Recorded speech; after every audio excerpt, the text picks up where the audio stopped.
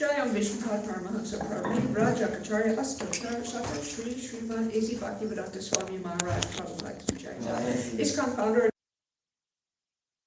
Jayam Vishnupad Paramahansa Pari Rajakacharya Astotara Shata Shri Srimad Bhakti Siddhanta Saraswati Goswami Maharaj Prabhupada Ki Jai. Jayam Vishnupad Srila Gaur Kishore Das Babaji Maharaj Ki Jai.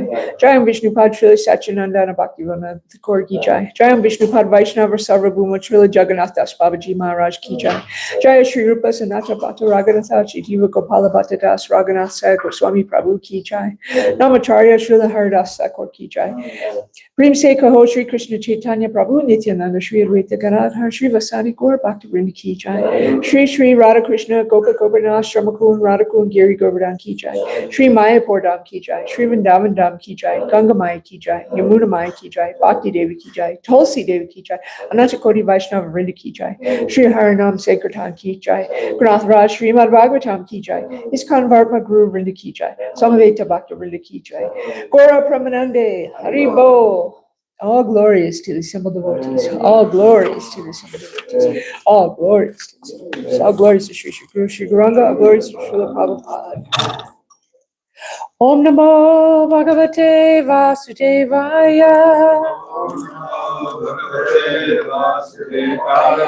Om Namo Bhagavate Vasudevaya.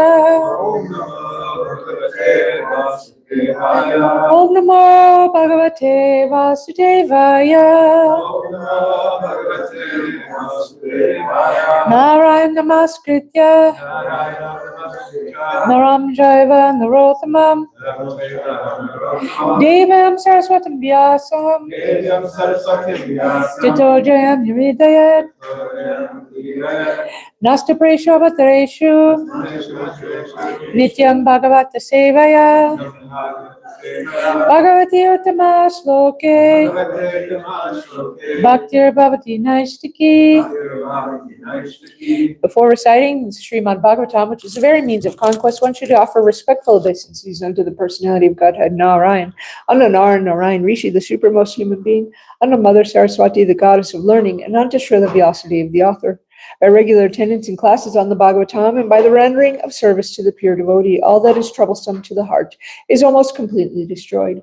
And loving service unto the personality of Godhead, who is praised with transcendental songs, is established as an irrevocable fact. All right. So good morning, everybody.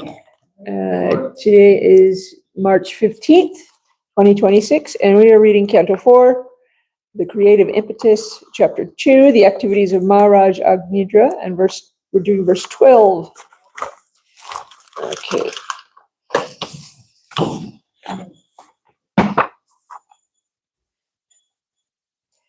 Lokam pradarshaya sarittamatavakame. Lokam pradarshaya sarittamatavakame.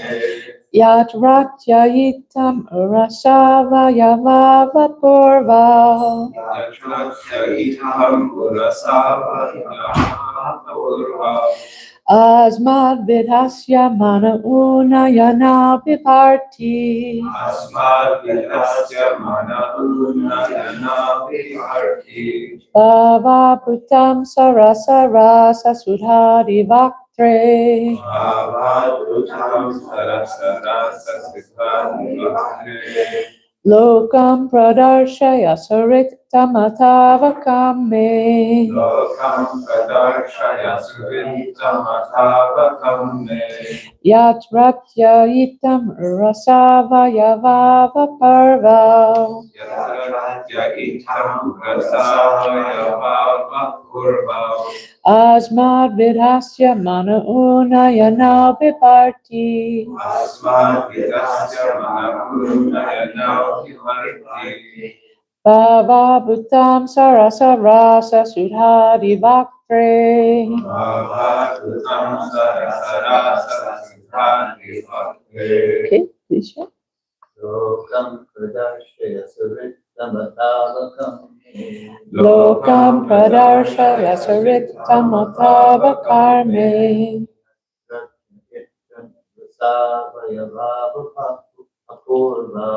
Yad ratyayitam rasava yavava purva.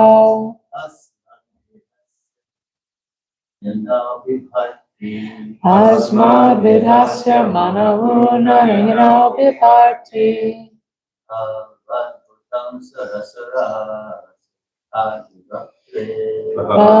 putam sarasa rasa sudhati vaktre. Lokam pradarshaya saritam tavakam hame.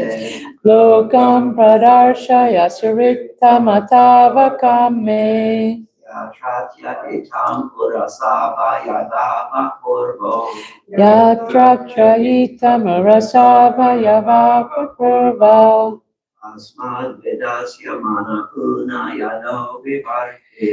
Asmad vidasya mana unayana viparti. Bhavad utam sarasrasa sudhade bhakte. Bhavam samsara vaktre. Lokam pradarshaya sarittamatavakame. Lokam pradarshaya sarittamatavakame.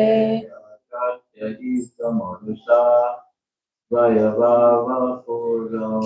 Yatratrayitam rasava yavava purva.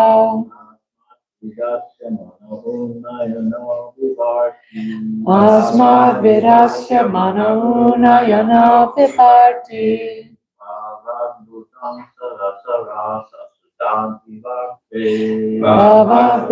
sarasa rasa sudhari vaktre. Lokam pradarshaya sarittamatavakame. Lokam pradarshaya sarittamatavakame. Yatra Itam Rasava Yava Purva Yatra itam rasava purva. Asma Vilasya Nayanam Vivarati Asma vidasya manahunayana vivarti. Bhava Bhutam Sarasarasa Sivari Bhakti Bhava bhutam sarasarasa sudhari bhakti. Lokam pradrashya suritam mahtava kamme. Lokam pradarshaya saritam atava kame. Yatratya itam rasavayavava purvao. Yatra traita marasava yavava parva. Asmad vidhasya mana unnayana vibharti. Asma vidasya manahuna yana vivarti. Bhavadutam sarasarasa sudhadi bhakre. Bhava bhutam sarasa rasa sudhari bhakti. Okay, all right. Word for word. Lokam, residential place. Pradarshaya, please show. Sarit Tama, O best of friends. Tavakam, your. Me, unto me. Yatrayaha, Yatratyaha, a person born wherein. Itam, like this. Orasa, by the chest. Avyayava, two limbs, breasts. Apurva, wonderful. Asmat vidhasya, of a person like me. Manaha unayanao, very agitating to the mind. Vibharti, sustains. Bahu, many. Adbhutam, wonderful. Sarasa, sweet words. Rasa, amorous gestures like smiling. Sudha adi, such as nectar. Bhaktre, in the mouth. All right, translation by Srila Prabhupada. Srila Prabhupada ki jai. Oh, best friend, will you kindly show me the place where you reside? I cannot imagine how the residents of that place have gotten such wonderful bodily features as your raised breasts, which agitate the mind and eyes of a person like me who sees them. Judging by the sweet speech and kind smiles of those residents, I think that their mouths must contain nectar. Please repeat. Oh, best friend. Will you kindly show me the place where you reside? I cannot imagine how the residents of that place have gotten such wonderful bodily features as your raised breasts, which agitate the mind and eyes of a person like me who sees them. Judging by the sweet speech and kind smiles of those residents, I think that their mouths must contain nectar. Purport. Still bewildered, Agnidra wanted to see the place from which the Brahmana boy had come, where the men had such raised breasts. Such attractive features, he thought, must be due to the severe austerities performed there. Agnidra addressed the girl as Srit Tama, the best friend, so that she would not refuse to take him there. Not only was Agnidra captivated by the girl's raised breasts, he was also attracted by her sweet speech. Nectar seemed to emanate from her mouth, and therefore he was increasingly surprised. All right. Om Gyana Chamranda Sadhananjana Shalaka Chakshana Tamyena Tasmai Shri Gurave Namaha Shri Chaitanya Manobistam Stapitam Yena Bhutale Swayam Rupa Karamayam Dadati Swapadantikam Vandeham Shri Guru Shri Yuta Padakamalam Shri Gurum Vaishnavams Cha Shri Rupam Sagrajitam Sahagana Ranganathamitam Tam Sajivam Savadetam Savadutam Parijana Sahitam Krishna Chaitanya Devam Shri Radha Krishna Pada Sahagana Lalita Shri Vishakam Cha Hey Krishna Karuna Sindhus Dina Bando Jagapate Gopesha Gopika Kanta Radha Kranta Namostate Tapta Kanchana Gourangi Radhe Vrindavaneshwari Rishabhanu Siddhide Me Pranamami Hari Priye Vanchakalpa Tarubhyascha Kripa Sindhu Bhyevacha Patitanam Bhavanebhyo Vaishnavebhyo Namo Namaha Shri Krishna Chaitanya Prabhu Nityananda Shri Advaita Gadadhar Shri Vasadi Gaura Bhakta Vrinda Hare Krishna, Krishna Krishna, Hare Hare, Hare Rama, Rama Rama, Hare Hare. All right, let me read the verse one more time. Oh, best friend, will you kindly show me the place where you reside? I cannot imagine how the residents of that place have gotten such wonderful bodily features as your raised breasts, which agitate the mind and eyes of a person like me who sees them. Judging by the sweet speech and kind smile of those residents, I think that their mouths must contain nectar. All right. So in this verse, we're continuing this kind of a little bit of amusing for us because we're probably just like adolescent children with our giggles about these few verses. And so we're continuing this series of verses where what has happened is Lord Brahma has understood that Maharaj Agnidra has a desire for a son, and so he sent a beautiful apsara to him. And because and now Agnidra Maharaj is completely bewildered by her beauty and also by lust, and so much so that he can't tell if she's a boy or a girl, right? And so yesterday was particularly amusing. He thought, well, surely this boy must had 2 horns on his chest and was storing valuable things in there, because why else would he be carrying 2 great horns on his chest? And so, so yes, and so beauty and lust can bewilder even the strongest and most sober person, right? And so there's a kind of a little phrase now that's been going around, and they call it pretty privilege. Have you guys heard of this? Pretty privilege. So pretty privilege is just like the idea that people who are more conventionally attractive, they're given certain privileges that people that are not attractive are given. And this is an actual fact. I mean, we see this everywhere, right? It's called a halo effect, right? And so because you're attractive, then people automatically think that you're capable, that you're intelligent, that you're trustworthy. And because of this, what ends up happening is people that are attractive get promoted more often, they make more money, they get in trouble less.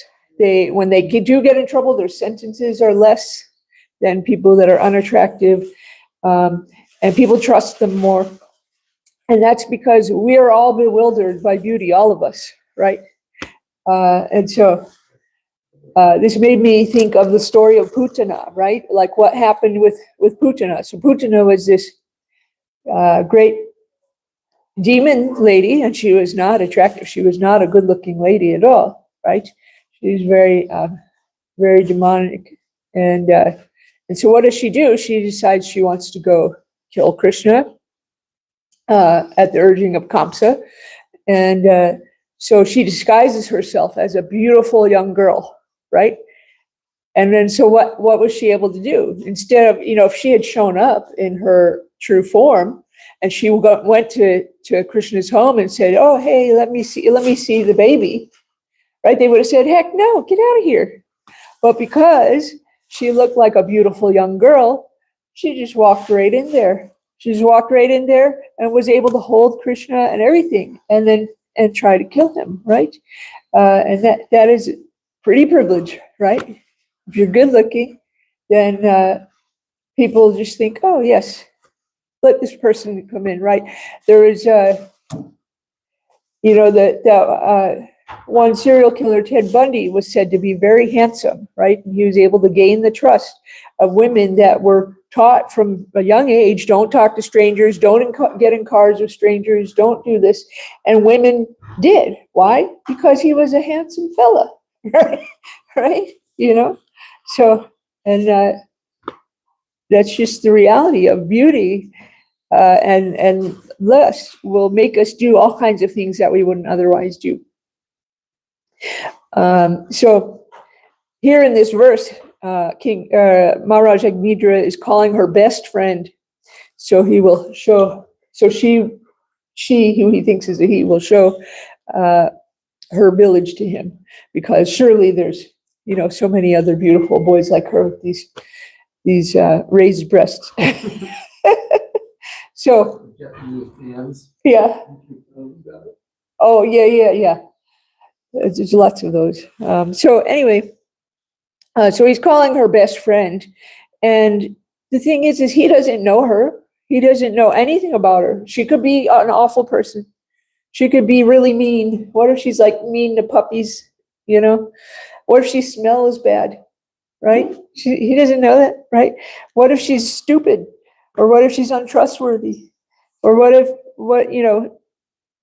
he doesn't know any of these things. And so perhaps you've had experience of this, right? Or at some point in your life where maybe you found someone attractive, not necessarily romantically, but also romantically, but maybe just as a friend too. You find you're attracted to somebody, but then when you get to know them, all of a sudden you're like, oh, you know what? I'm no longer attracted to you, right? Because you find out, oh, there's some kind of character defect there, some other flaw, right? So people will say all kinds of things. They will say all kinds of things to, they'll say things like, I love you, right? Or they'll say like, I've never felt this way before, right? Or you're so beautiful, or you're so handsome, right? People will say these things. And the reason people say these things is to gratify their lust. And if their gratification is interrupted in some way, immediately that changes, right? And for most women that have spent any time online and have been the subject of pursuit by men, it's a very familiar pattern. And this happens every single time. They'll say, oh, you're so beautiful. Oh, you're so wonderful. Oh, I love you. Let's get together sometime. And you say, no, I'm not really looking for anybody, or I have a boyfriend, or no, thank you. And then immediately they say, oh, well, you're fat and ugly anyway. It's like, okay, well, just a minute ago, you were telling me I was so beautiful and you couldn't live without me. And now I'm fat and ugly and no one should want to ever see me, right? And that's because the fulfillment of their lust has been interrupted, right? And so people will do things to fulfill their lust that they wouldn't normally do, right? That goes against their proposed morals, right?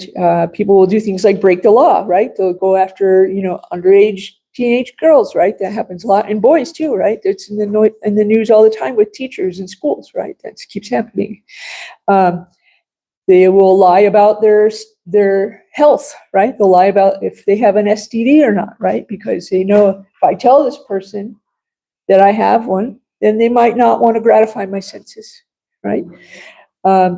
They'll cheat on their spouse that they made a vow to be with, right? They'll steal. This is not so much in romantic situations, but like when it comes for lust for money, right? People steal money all the time, right? Steal money and ways to get access for money.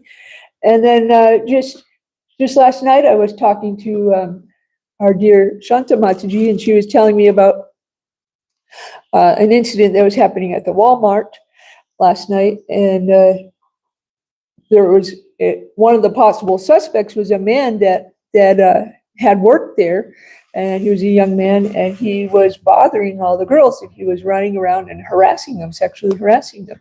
And so, the girls would tell him to stop, and he wouldn't. And so he got fired, and he lost his job because he was not in his right mind. He wasn't doing things properly because of his lust.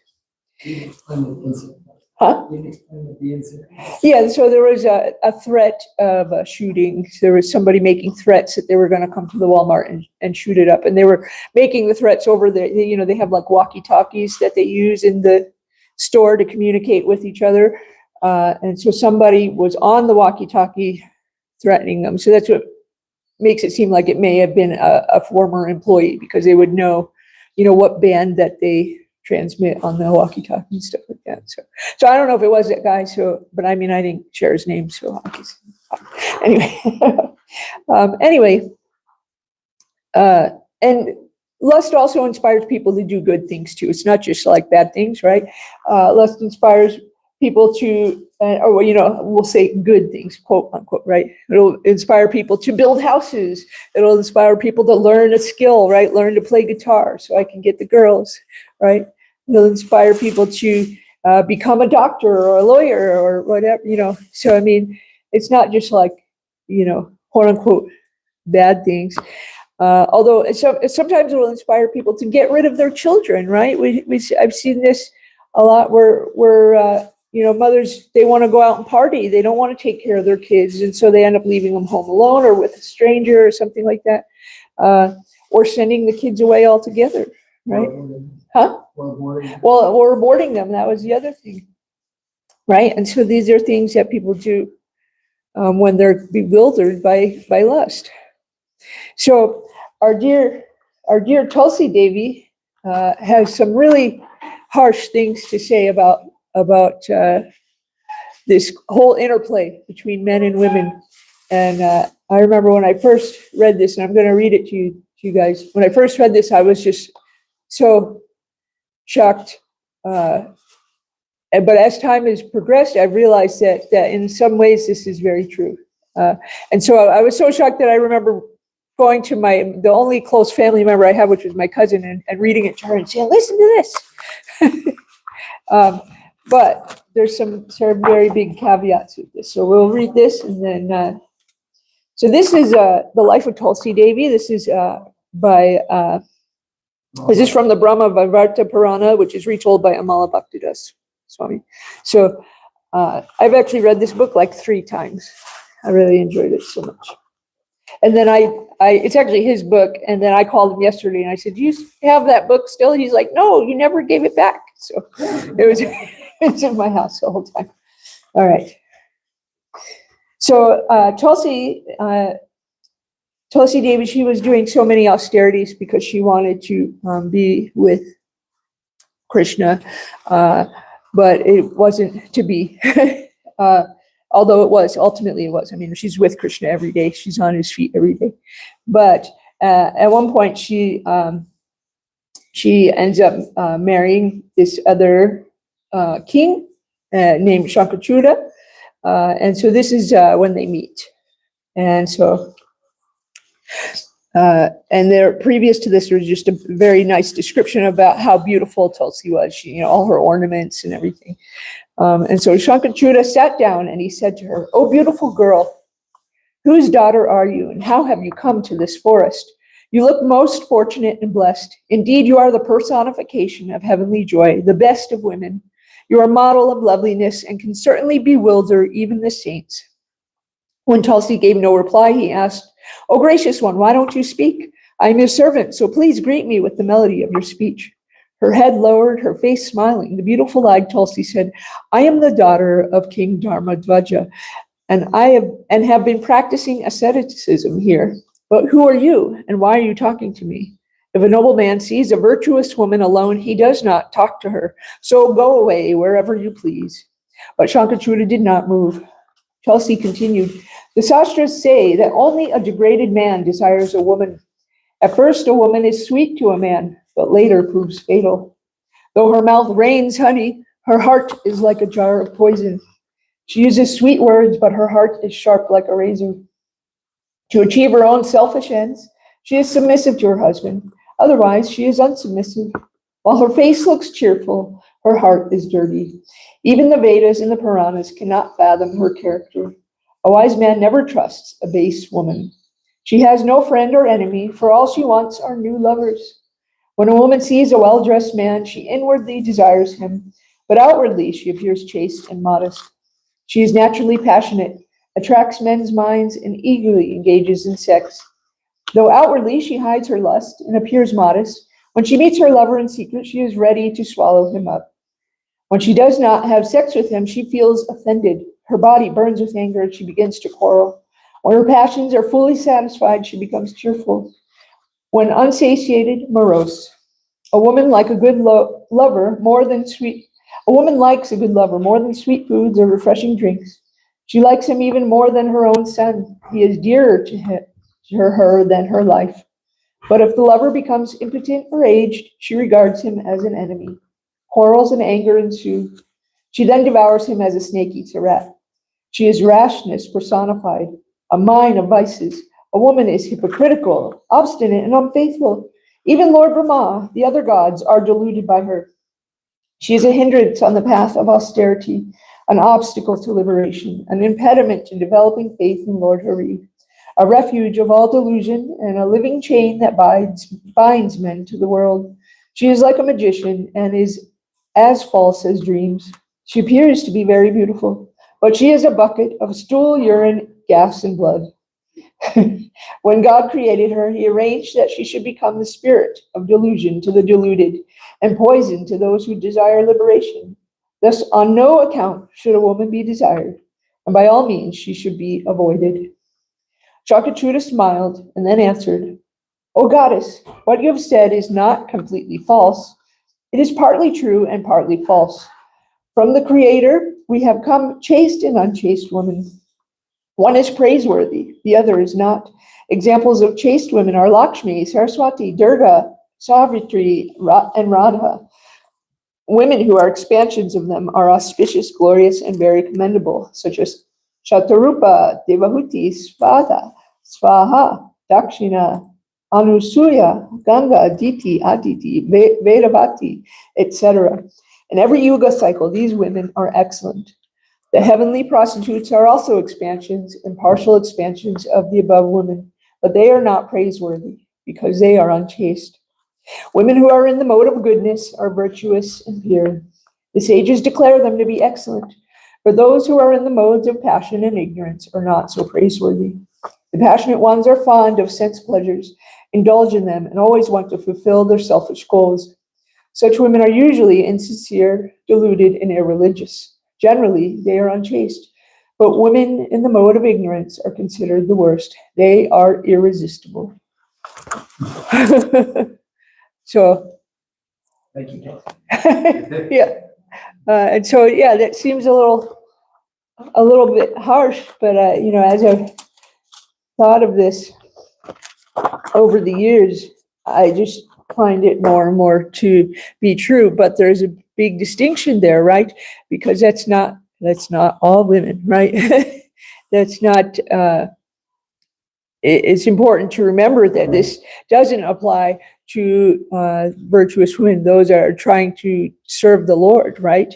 And so that applies to the women that we were talking about before that would just get rid of their children, right, to go be with men,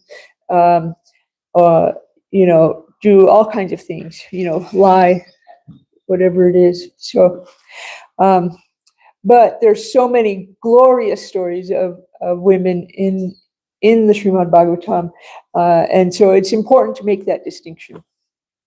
And so also lust can happen even without women. So it's not all the women's fault, right?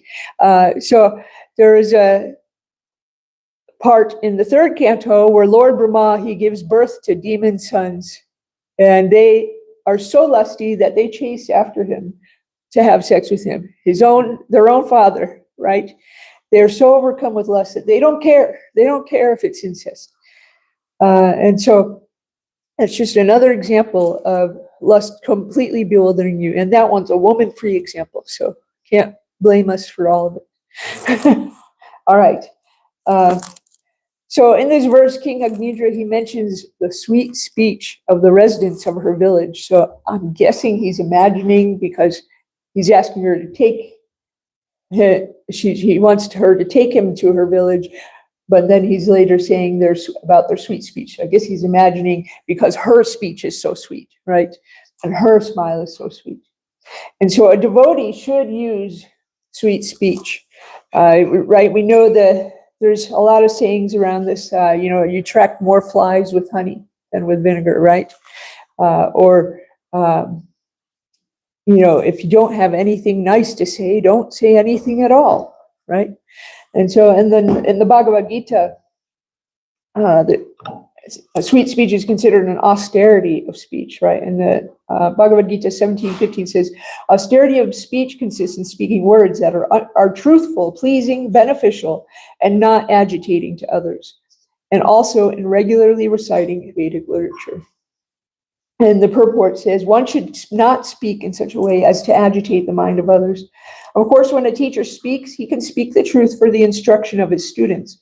But such a teacher should not speak to those who are not his students, if he will agitate their minds.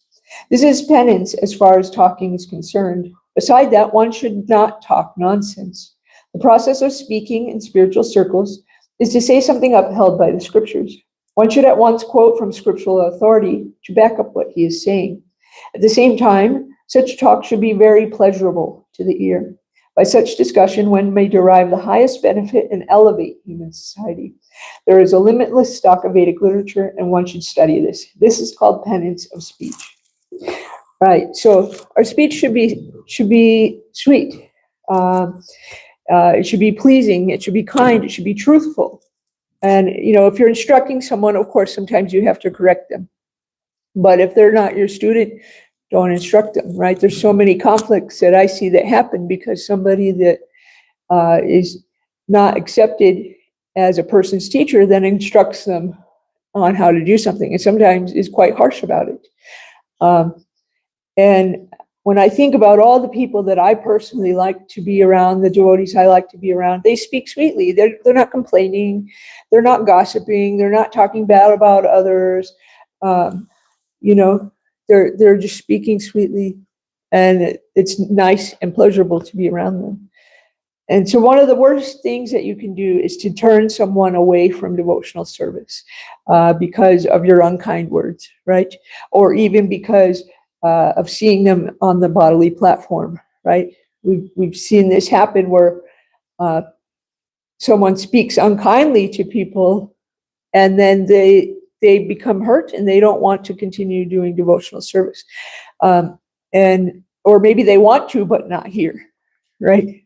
And so this is one of the worst things you can do, because that's literally what we're here to do. That's the purpose of life, right? Is to do devotional service and to help others also do devotional service. So if our harsh words or unkind words are preventing someone from doing that or putting a block there, that's a serious problem.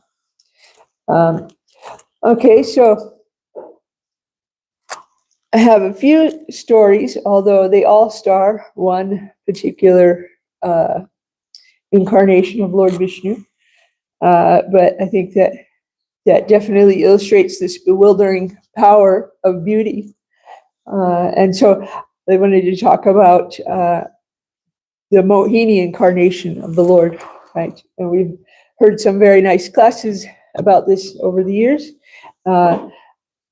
So during the churning of the milk ocean, there was this great Amrit nectar produced, right? It's called the nectar of immortality. And so the demons, of course, they wanted it. And the devas, of course, they wanted it too. And so they're kind of squabbling over it. And so Lord Vishnu comes, but in the form of a very beautiful woman, Mohini. And the reason he comes into this form is because of the bewildering power of feminine beauty, right? He comes in this form and he bewilders the the demons into letting letting her take care of the nectar and distribute it, right? And so, of course, what does Mohini do? She distributes it to the demigods and not to the demons.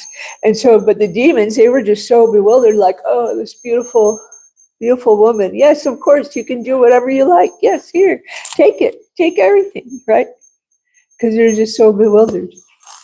And so even the Lord uses that bewildering feminine beauty, right? So then there's another story that I heard, which is kind of interesting, because we've all heard that story of Rikasura, right, where he did so many austerities and he got this boon from Lord Shiva that if he should touch somebody's head, that it would explode. And then, of course, he ran right after Lord Shiva to try to test it out on him. Well, Lord Shiva did this another time, too. But very similar. There was a Bhamasura, who was a demon, was also doing austerities, and Lord Shiva gave him a boon to turn anyone into ashes if he touches their head. And so I was thinking, man, Lord Shiva better stop giving these kind of boons, because what did he do? He turned around and started chasing after Lord Shiva to test it out on him.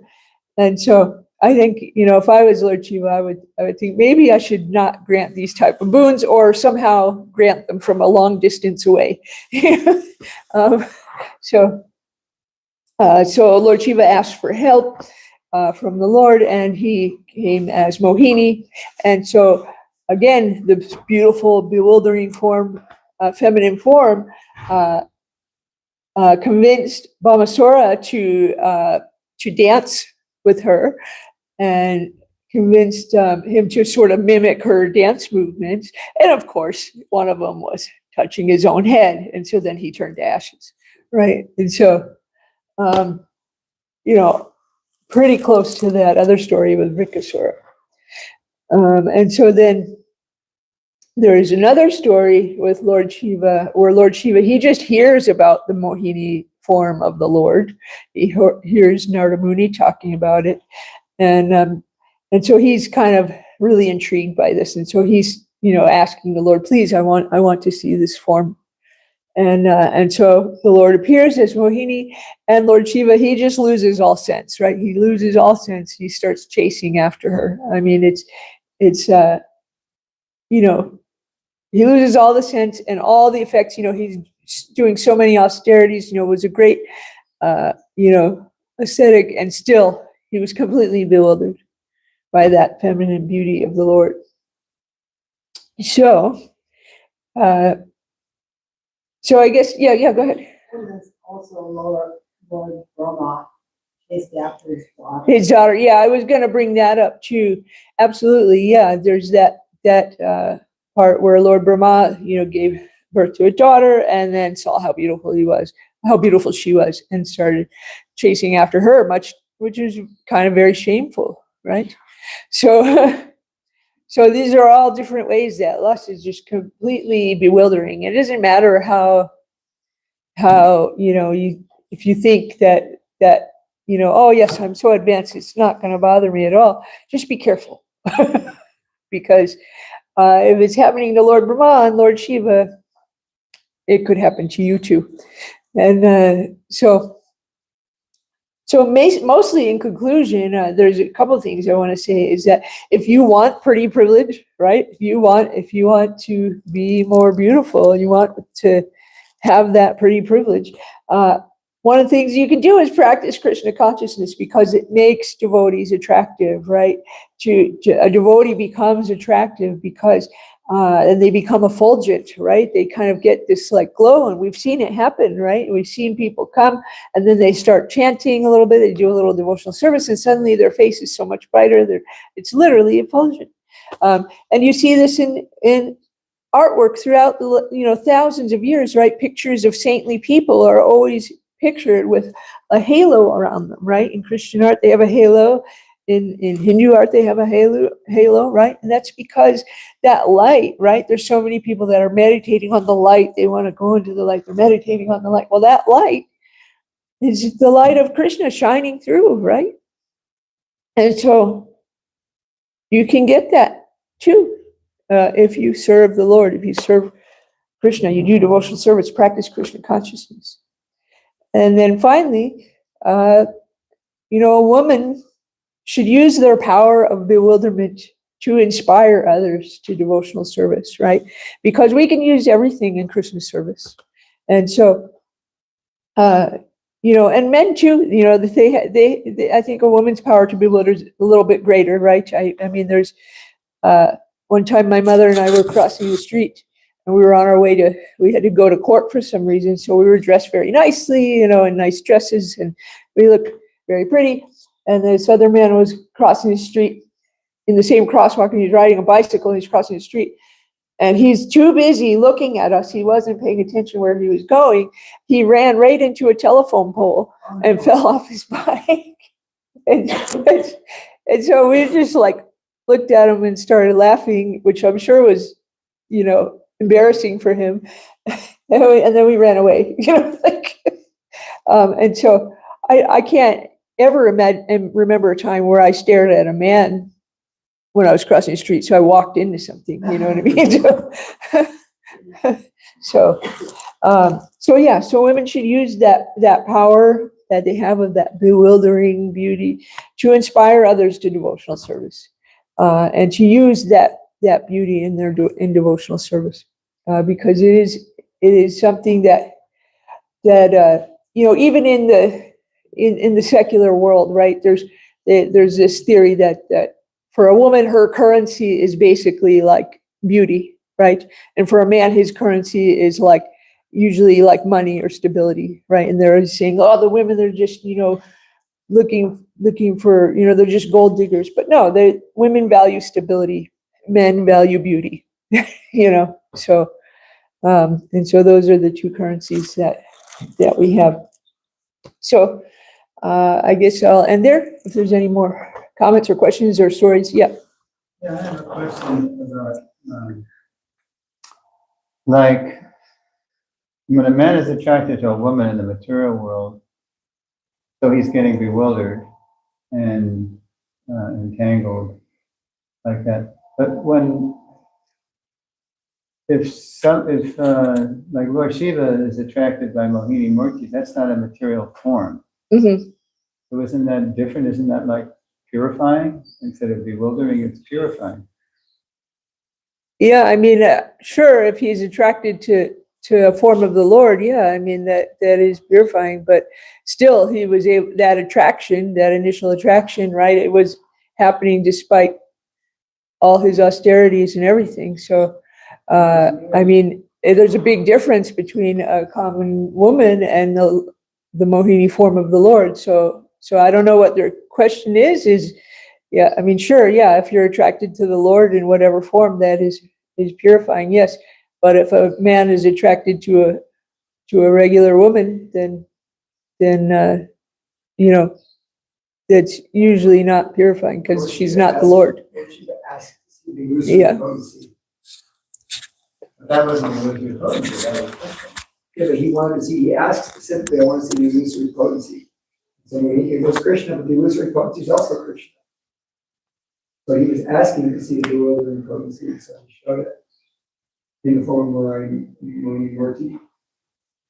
But I have to read that again. he's asking to see illusion. So it's Krishna, but Krishna is also illusion. Krishna's Krishna. So the point that Prabhupada made, no, Krishna is everything. Can you bring the mic over there? Yeah. The point that Prabhupada makes, the purports is that he's bringing that point out, and the purports of that Lord Shiva was bewildered by lust. That's the message there. My comment was that Krishna said, or Kunti Devi says, two comments. One comment is that the Brahma incident with Vak, his daughter, we should tread carefully on that, because It wasn't our Brahma, it was a different Brahma. Mhm. Some people say it's a different day of Brahma. But also, Brahma didn't do anything. He just became attracted and he got some sense tucked into him. So that was the very first beautiful thing he created. Right. And all of the sages warned against criticizing Brahma in that incident, including Maitreya Muni, who Vishwanath Chakravarti Thakur says he didn't want to mention it because we shouldn't criticize Brahma, because he's Brahma. Yeah. So just one point there. And then also Kunti Devi says that one can't approach the Lord if they have high birth, opulence, learning, and beauty. So these things make it very difficult to approach Krishna. Mhm. If we're bewildered by, what to speak of being bewildered by others' beauty, we can be bewildered by our own beauty Absolutely. or our own learning or our birth. Krishna says, Kundi says, Janmaishvarya Shruta Shri Bireda Manavapaman Ivarhat Yabadatum Vai Twama Kinchana Gotra. Says that the qualification for approaching Krishna is that we're Twama Kinchana Gotram. We're materially destitute. It's not that beautiful people can't approach Krishna, but it's that they should feel themselves materially destitute, because that material beauty is just a big illusion. In fact, I see that my friends that are really beautiful, they have a much harder time trying to be devotees than those who might be less beautiful. They have Yeah. a much harder time. I personally have observed that having great beauty can sometimes be quite a hardship, right? Because you're getting all kinds of unwanted attention. Not to mention, if you yourself are beautiful, then you're thinking, oh, well, I have so many opportunities open to me. Why should I focus on this one specific opportunity? When there's always something, this idea that there's always something better out there, right? Whereas if you were just kind of homely looking, you wouldn't feel like you had so many opportunities, and you might be able to focus more on a singular opportunity, such as going home back to Godhead, right? So.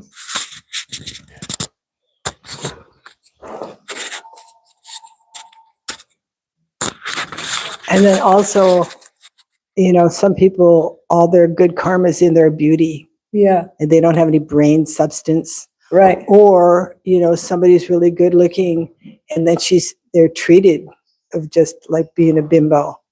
Yeah, You right. know, They so- can have all the intelligence, but because they're Yeah. good looking. Or they're right? harassed. Yeah, People get yeah, an illusion, and then they're hit on. yeah. So it's kind of a mixed blessing.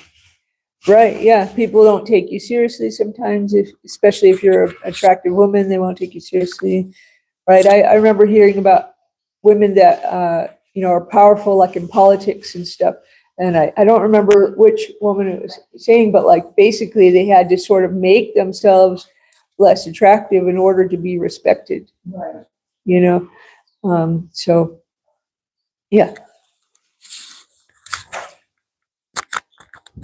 I was just thinking that Krishna's like the best example of the halo effect. Like he Yeah. stole all the gopis' clothes while they're in the freezing cold water, and somehow like he got away with it and they loved him even more for it somehow. Yeah. It's like Well, amazing. exactly, right? If someone is teasing you and they're quite attractive, it's much more palatable than if someone is, yeah. All right? Yeah. When you see it like that, when you look at it besides Krishna, when you look at it like that, it's just, the body you're born with, it just puts a whole sham in the whole thing. It's like the whole thing's just a big illusion. Yeah. It's a big, giant, just total illusion. Like the whole man, woman, Ras is Yeah. total illusion. Because it's like, if you didn't have that body, there's nothing there. Yeah. Well, Well, it's no, like some people, I had one devotee say to me once, they said, oh, well, Prabhu, I said, oh, I have female friends, I said, but the difference is I'm not trying to sleep in the same bed as them. yeah. Well, then, that changes the whole thing, doesn't it? So, Yeah. not to like condemn anybody in that world, but just saying that, it's the ultimate illusion. And I mean, Chelsea Day makes that point. Yeah, and that's why, I was so shocked when I first read that, what Tulsi was saying, because it's so harsh. But as time has progressed, I've come to realize the truth in that, right? And not necessarily specifically women, but like just relationships in general. Like, I've had so many people tell me how much they love me and how they couldn't live without me and all this stuff, right? But as soon as I was not able to fulfill their desires, I was out the window, right? As soon as I wasn't able to have, their dinner cooked and because I was sick or something like that, which did happen in my last relationship. I was going through something, I asked for help, and the relationship completely dissolved, right? So what happened to that? Oh, I love you so much, I'll love you forever. Oh, it was a lie. It was a lie. And looking back at every single relationship that I've had, they were all lies. And that was all to facilitate the gratification of their senses.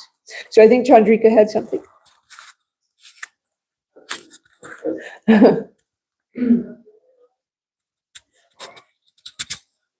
So just looking in cases like Ted Bundy, he may have been handsome, but he was also very charming. Right. And that's sort of like there are sometimes people that are not handsome, but they still have that charm, or they think they're handsome, so they use the charm. Yeah. So there's that too.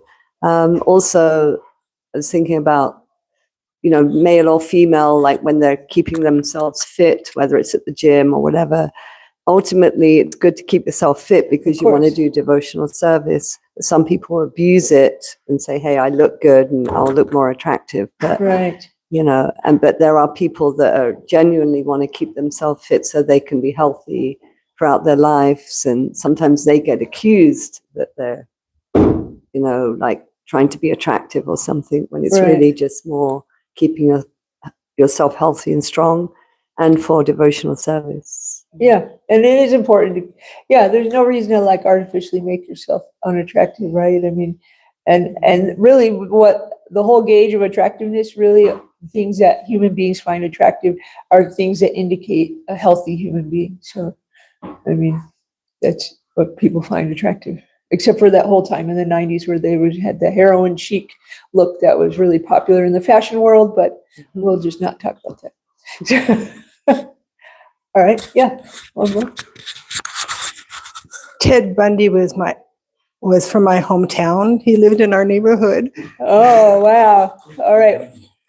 He was this A serial killer. rapist, right? Yeah. Well, I'm glad that you were not bewildered by his beauty. Yeah, right. Yeah, my brothers went to school with him. Wow. Pretty wild, huh? All right, we'll end here. Srimad Bhagavatam ki. Okay. No, he killed a bunch of women. He would attack bosses. He was